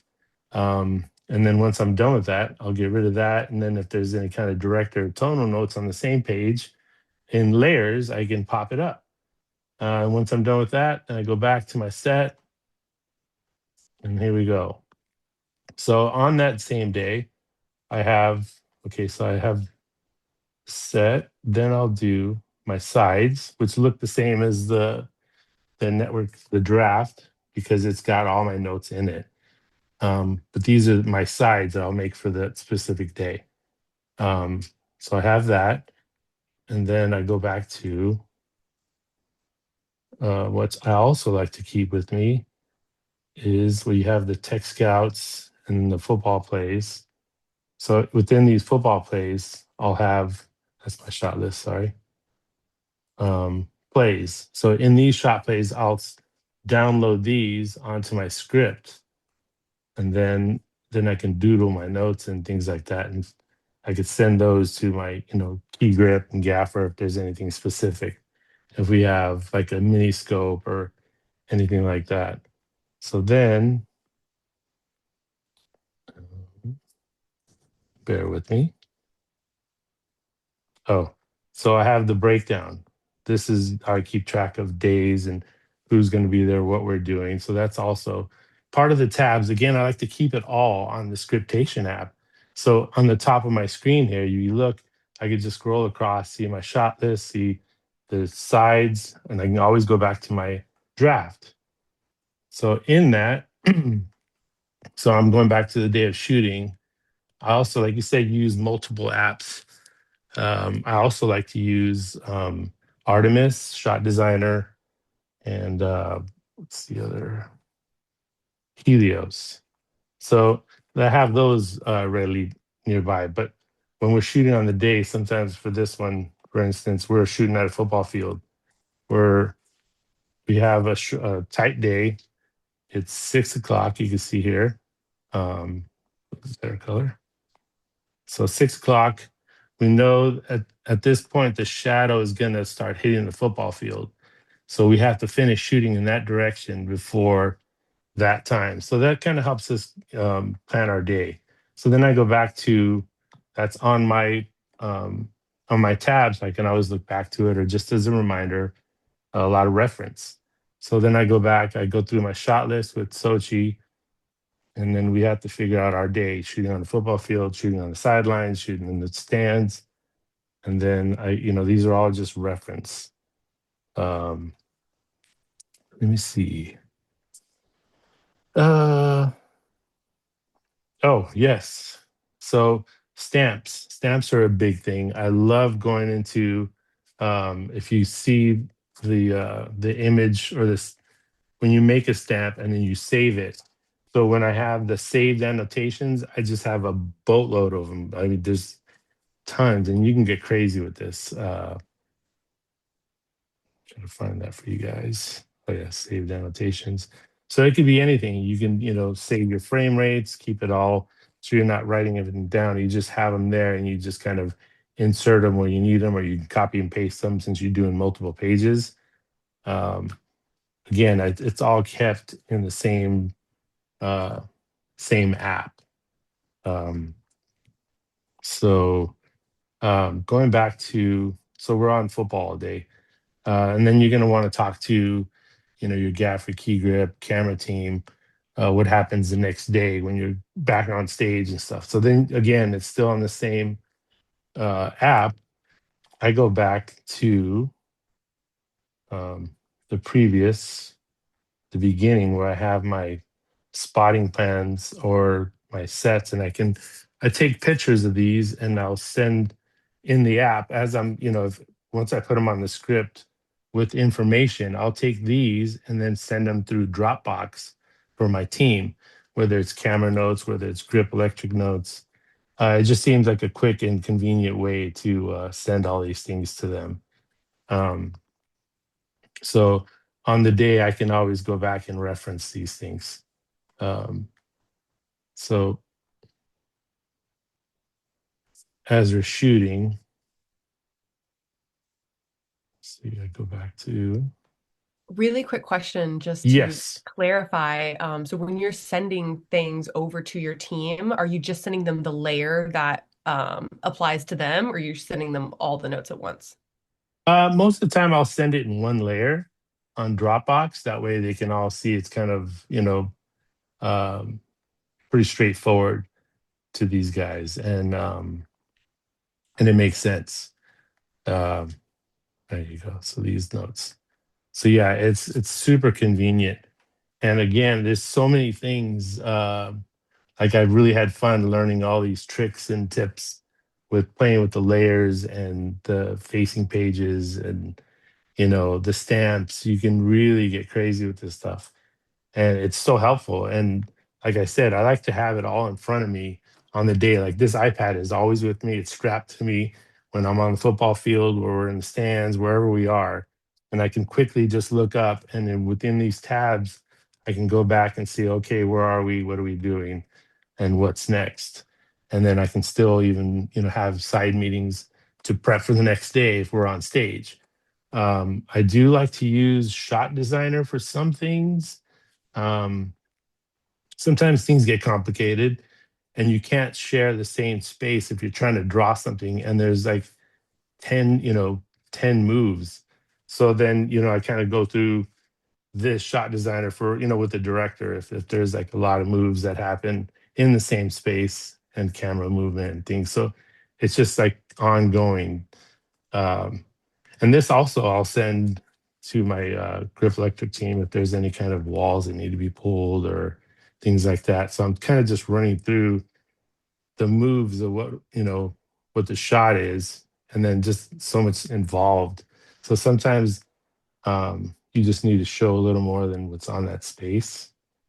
Um, so you can't. This would look like scribbles if you were just show all the original pieces all together. So this kind of helps you make out what's happening.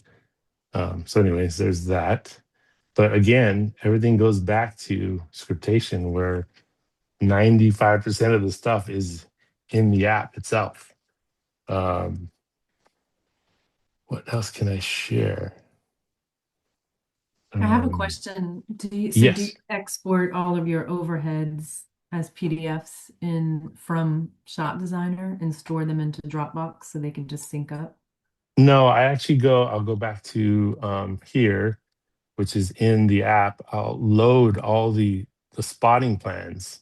So this has all the spotting plans of all the sets, and I take a snapshot of it. And then I also go to my photos, and I created, so these are blanks, and then I can draw on them after. So in my photos, I've created my sets, the overhead sets, and then I can throw those into my scripts.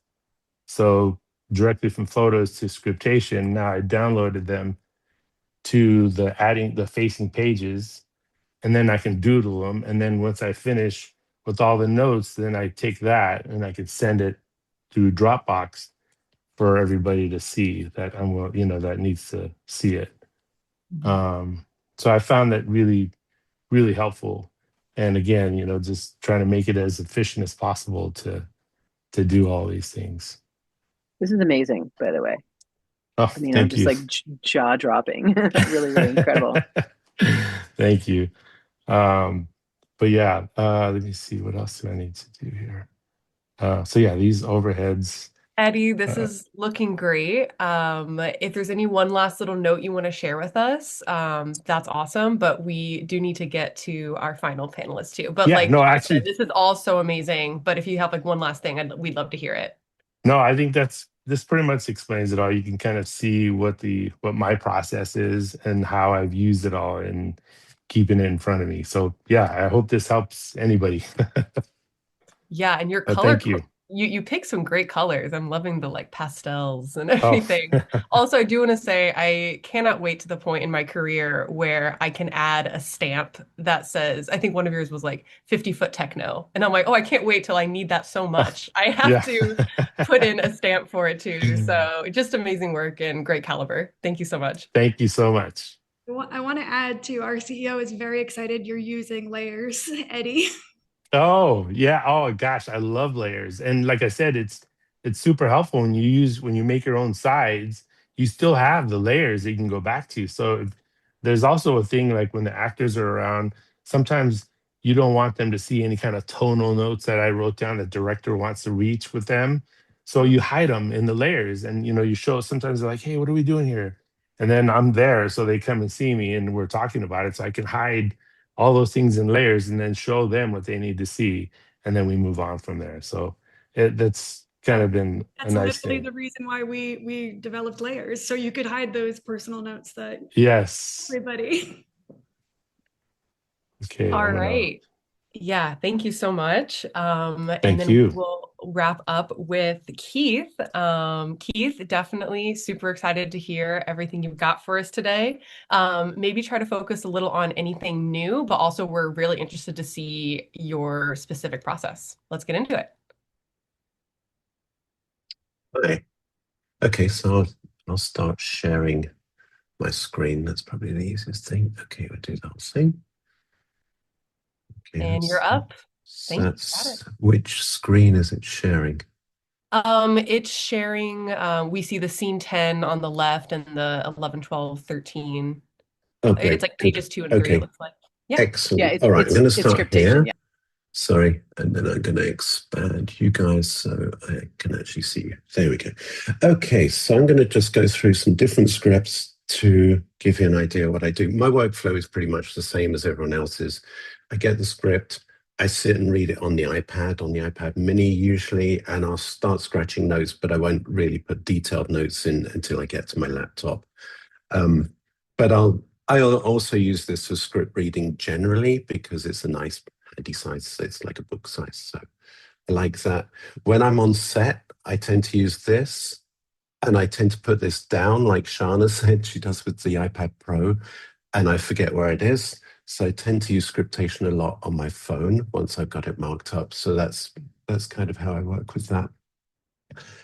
Here's how I go through a script. I automatically add blank pages in, again, like everyone else. And you can see in scene 3, one of the things I do, this was before they had the automatic lines between the scenes, but I'll also break down a script into beats, and you can see at the bottom of that, there's beat B at the bottom of that, beat C, beat D. And I think Shauna said she does chunks when she's directing. The reason I put beats in is really for myself, because I want to approach each thing different. I don't want someone to just sit and look at one shot for 4 minutes. If I've got a 5-page screen, I'll break it into subsections so I can come up with ideas. The point of view of the scene might change, the dramatic intention might change. So I'll put stuff like that in. And I'll do little sketches, like you can see some of these bad sketches in here of people. And I'm going to skip ahead. I'll also put in more detailed sketches when something is going on. So this was a bunch of stuff we did in a water tank. I'm the DP, but we had a great underwater operator, Mark Duncan, so I was able to show him these and actually printed out these pages as PDFs and said, hey, this is what we would like. And then he went down and got them. So let's see if I can find it. Here we go. There's one little sketch here, and I'm going to show you how it actually turned out in the movie because I have this preloaded. So there's the sketch. There's our actor. Sorry, it disappeared. So it kind of looks a bit like the sketch. You get the idea. So that was that. Let's come back to Zoom. And then on other things, and I know some of the people here are going to be indie filmmakers. On indie films, I don't get a production designer who draws a plan for me. So what I started using is an app called Scaniverse. It's free. When you're on your location scout, you can scan the whole room in 3D and move it around in the app. And then I'll take a screen grab like I have here, and you can see I've planned in the blank page, I have planned some shots and I've planned where my lighting's going to go. And this image is actually accurate and I can see where the windows are and I can see all those things. You just have to fight for that time when you're on location to scan those rooms, because that's really helped me a lot with planning. Oh, you can see I used to dump my shot lists into here as well. I'd do them elsewhere and then drop them in. So here's another overhead that I've done using Scaniverse. I thought that would be useful. This is a different project. It was called Ring by Spring. And in this one, I was sharing this with the director. So we had our shot lists in here, but then on a different layer, I have made my own story notes of the conflict and the goal within each scene. The director does not need to see this. These are not her conflicts and goals. These are for me. And then if I agree, if the director agrees with me, then we know what the conflict is and we know how to shoot it, because it's this person versus this person, or it's the environment, is on top of them, or time is running out, or it's those things. What's the dramatic parts of the screen?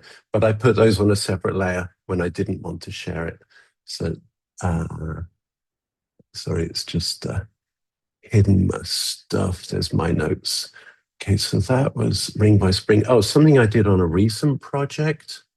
I actually took the contract that they'd sent me and I made notes in it in Scriptation. And I sent that back as a PDF and said, hey, these are all the things I want to change. And they very kindly came back and rewrote the contract with my changes in it. But I used Scriptation to edit the PDF, to write a layer on the PDF. It just saved me a bunch of time and hassle, because you can do that.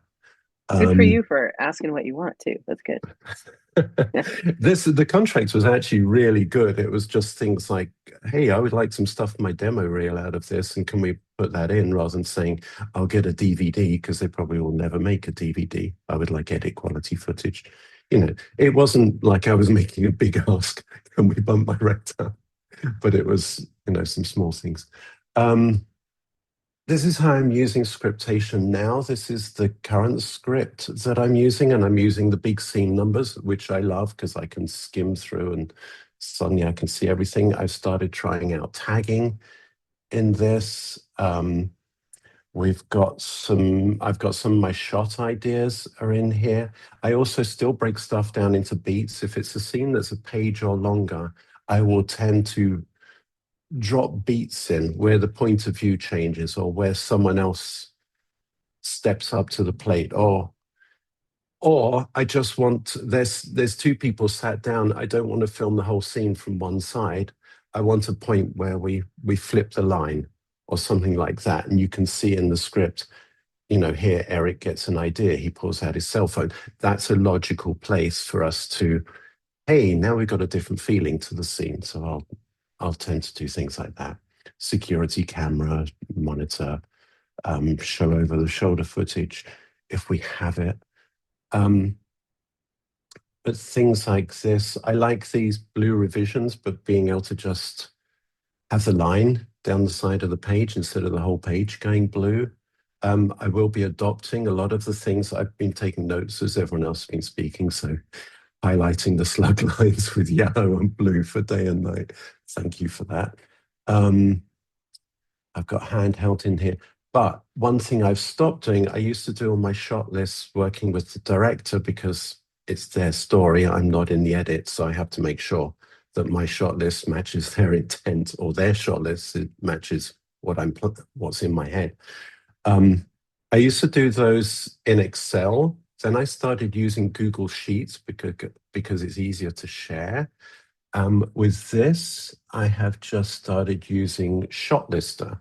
So with this project, I don't know how to get rid of that little thing at the top, so let's just pull this down. But I've gone through and started drafting the shot lists up in Shot Lister, and so far it seems like a really good system, and it has a few quirks. It's not everything I ever dreamed it would be, but we get there. And you can add some overheads in here as just an attachment. So I've got a an overhead here. And I haven't seen this location yet, so this is based on a cell phone video that someone has sent me, which is why it's very sketchy. But you can see that I'm planning to shoot from one side of this environment, which means this is a white room.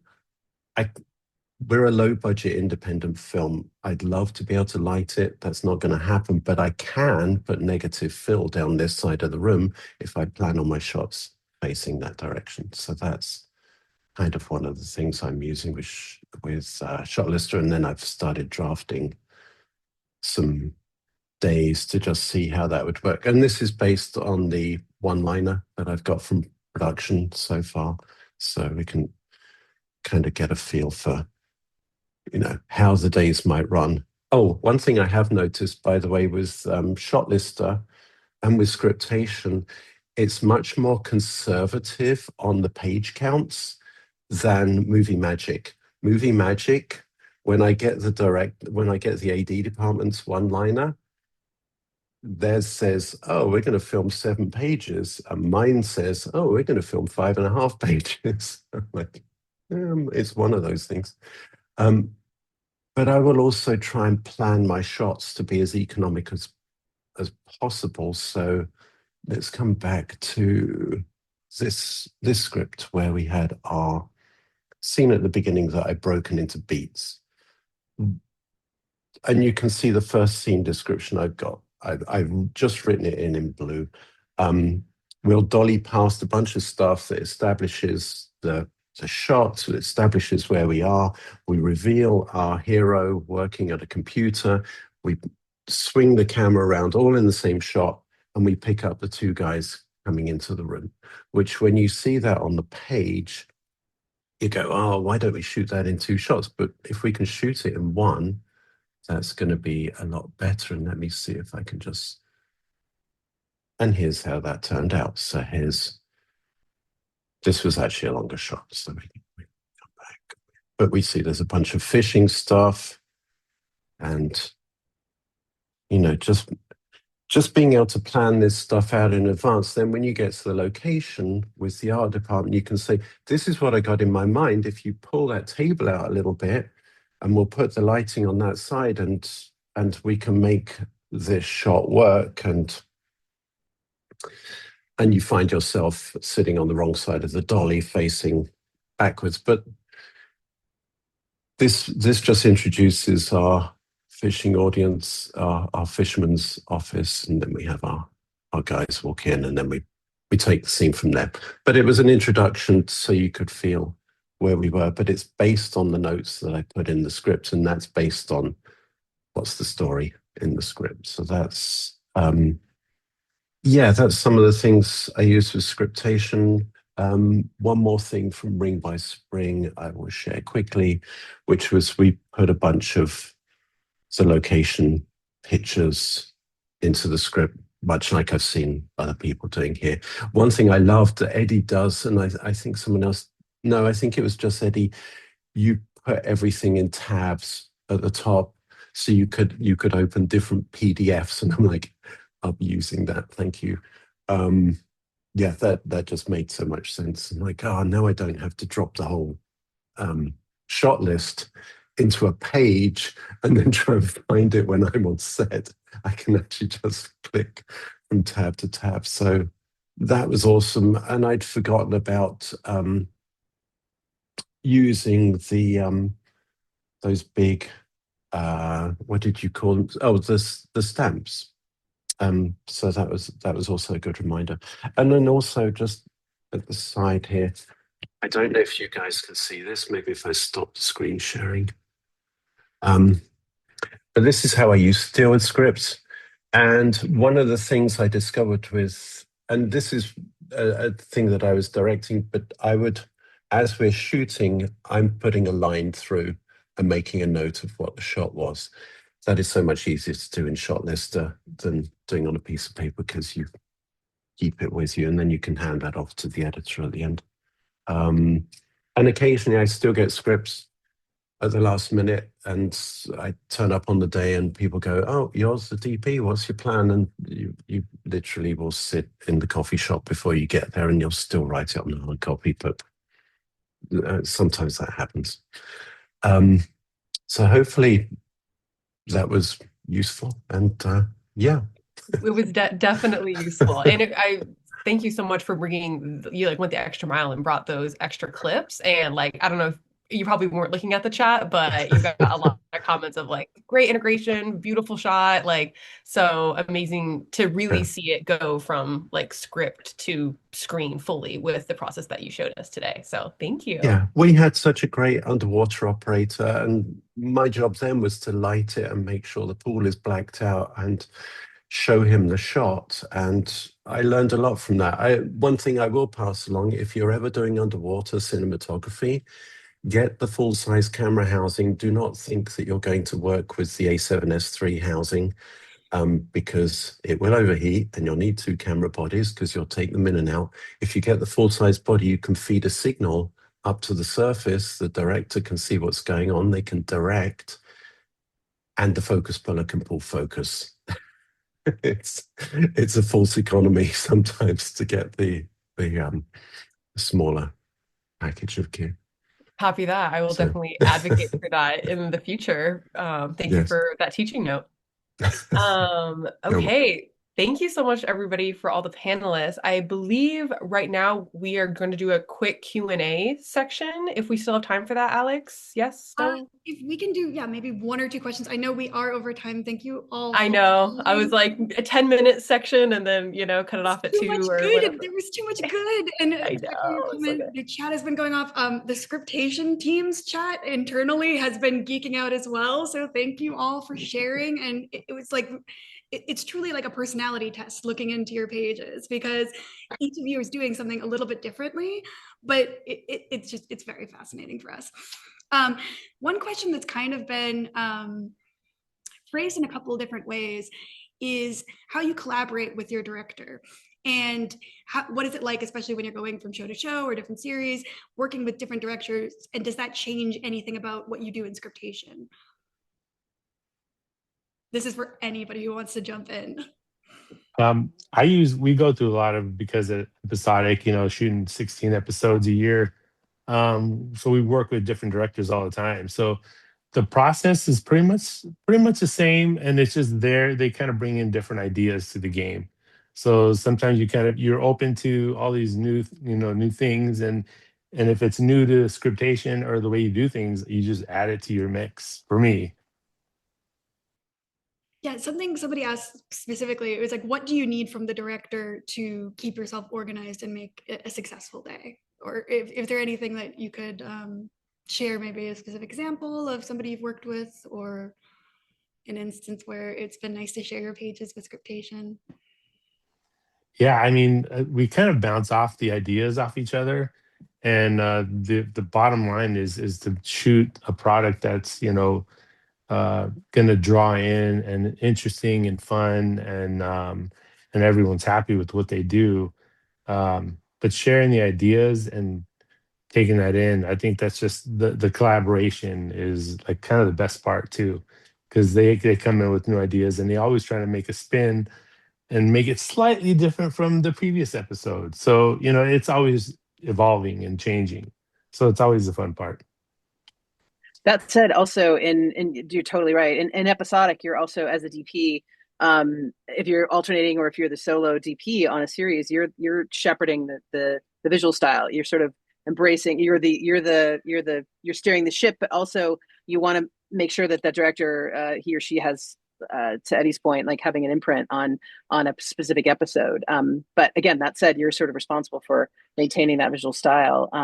But I love when directors come in, kind of open to ideas, but also with clear ideas about specific shot lists. I love also talking with the directors specifically about shot lists, about how we like to do things. Also being open to kind of how they want to do things. But I love sitting down and spending time. I know it's crazy, but sometimes on a Saturday morning we would just go, and whatever the incoming director, we would just sit for 4 or 5 hours and just have a nice big brunch and just chit chat about the shot list. And you get to know the director. You share your scriptation pages with them. You can write notes about them.